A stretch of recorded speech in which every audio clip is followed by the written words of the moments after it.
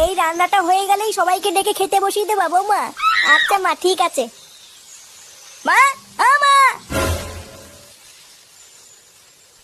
এই বাঞ্চতটা এখানে কেন এসছে?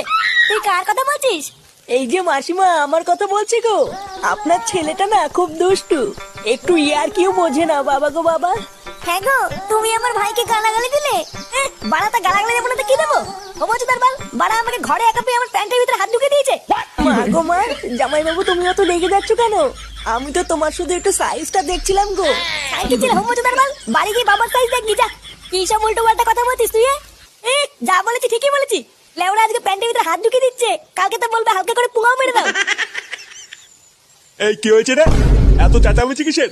দেখুন না মেশামশাই, মা গো মা, আপনার ছেলে একটু ইয়ার কিউ বোঝে না। ওটাই আর কি ছিল বাঞ্চুদ? দেখেছেন তো কিভাবে বলছে।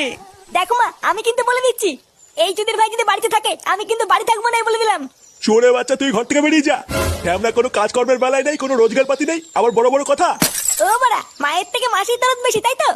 বাড়া এখন তো দেখছি আমার থেকে এই বাড়িতে হোমোচোদার দাম বেশি। লেওরা যেদিন এই হোমোচোদাটা তোমার ধুতির ভিতরে হাত ঢুকিয়ে নেয়ানারি করবে সেদিন বুঝবা বালের এই বাড়িতে আমার কোনো দামই নেই।